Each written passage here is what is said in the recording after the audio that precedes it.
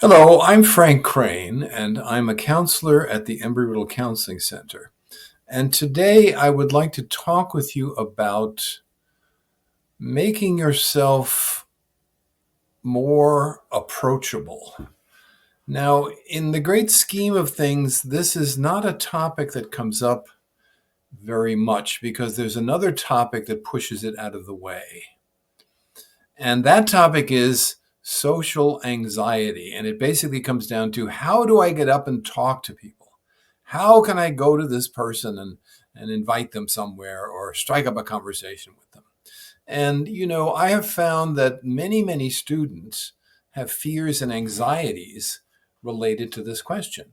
And interestingly, these fears and anxieties can also, or often, be checked or whittled away or stopped entirely by assigning a rating to them.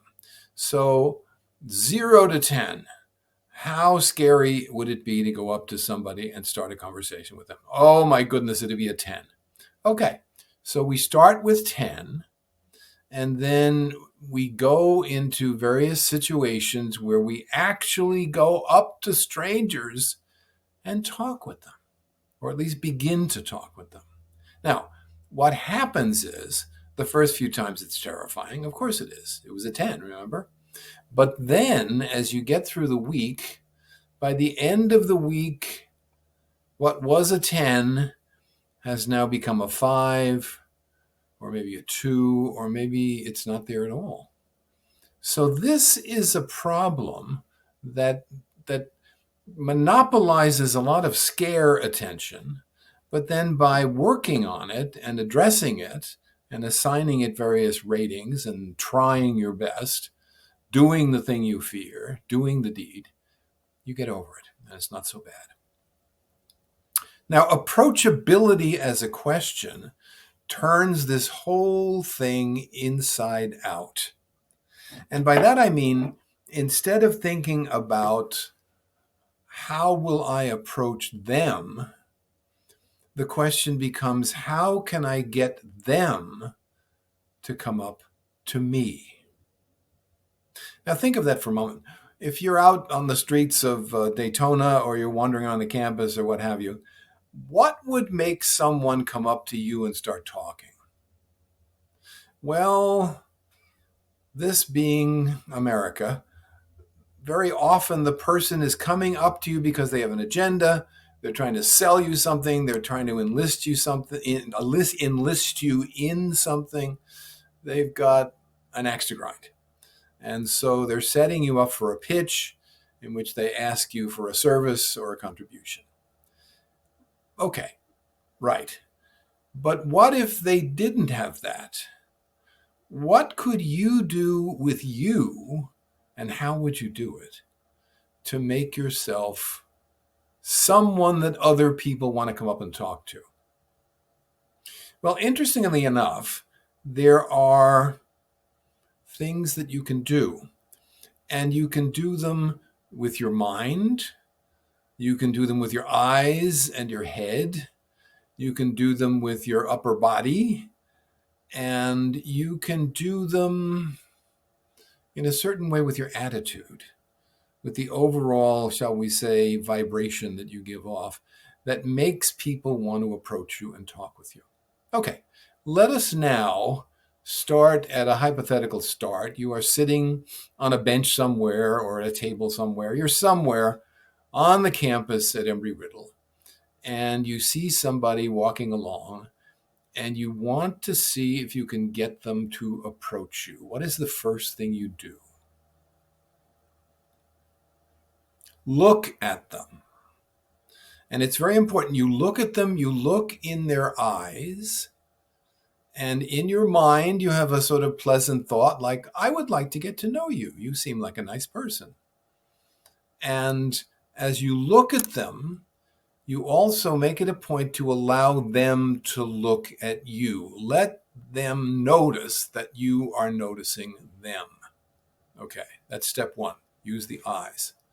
Then the second thing that you can do, which is incredibly important and should be done more and more times than we actually in fact, do it, is to smile.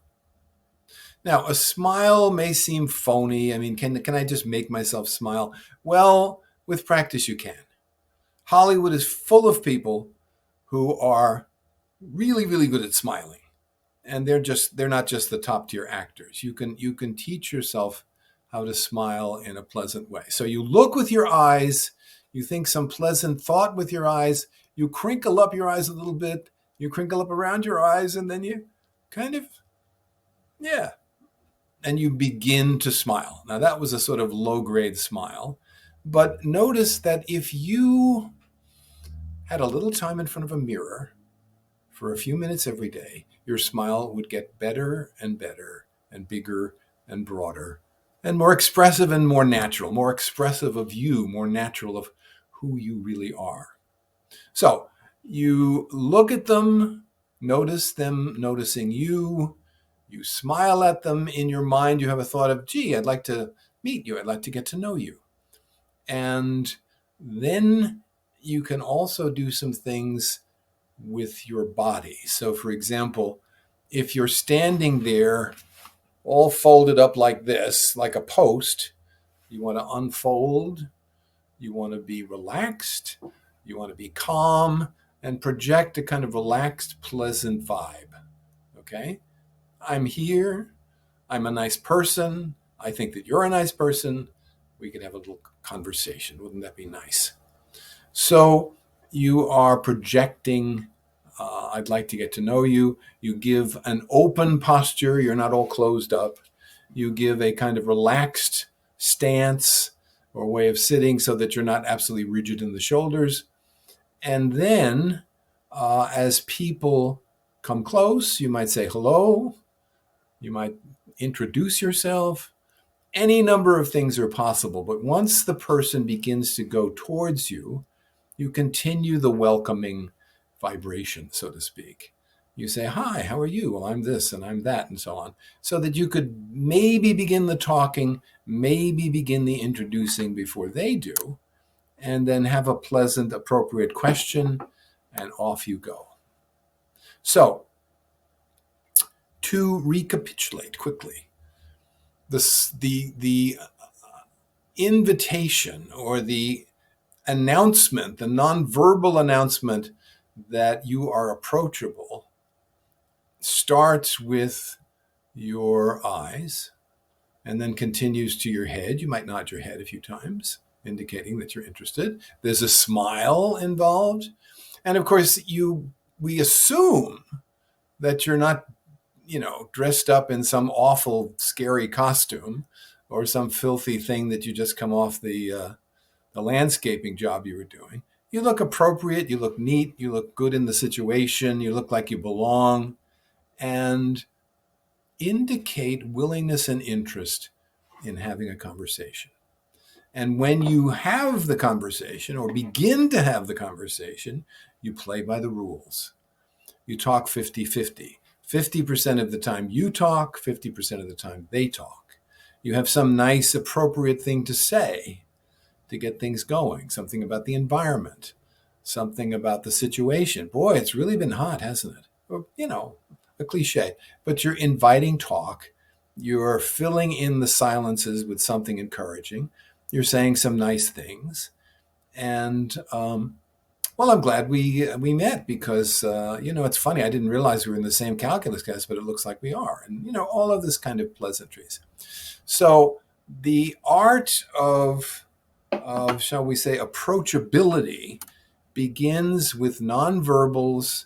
It begins with subtle motions. Above all, it begins with eyes. Let me give you some data from long, long ago. I don't know if they were the good old days or the bad old days, but people did research on social approaches in social situations, and it was usually like men and women in bars where they were meeting maybe for the purposes of dating.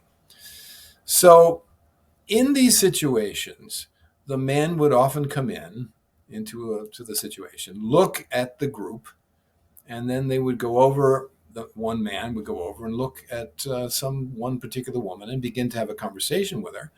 And then, oddly enough, the conversation worked very well and things went very nice and swimmingly, and significantly frequently, or frequently significantly, it would move on to something more like, why don't we meet again? Or why don't we get together for coffee later? Or so, So, in other words, it wasn't just a casual conversation. It would lead to more involvement, maybe a date, who knows? Now, the very, very interesting thing was the men thought that they were being socially charming. They would go up to some woman and they'd be talking to her and it seemed to be going great. And they'd say to themselves, oh, look at my wonderful social skills. But in point of fact, the women were in charge of the interaction the moment the man walked in the door. They were using all the things we talked about, the eye behavior and the welcoming smile and the nods and the encouraging open postures and so forth. So the men who did a lot of the talking in the beginning thought that they were doing all the work, but in point of fact, the women were doing all the work. Does this seem like a deep social fact? Is there some deep principle at work here that we might want to look at? Well, I think maybe so, but outside the confines of this particular project. So, this is Frank Crane talking about approachability, talking about the nonverbals that are a part of signaling your approachability, talking about how you dress, how you move, how you look, how you smile, and all of the ways that those various factors can contribute to making you a friendlier, more approachable, and more socially successful person. So, Frank Crane talking to you now. Hopefully, we can talk again in the near future. Take good care. Thank you.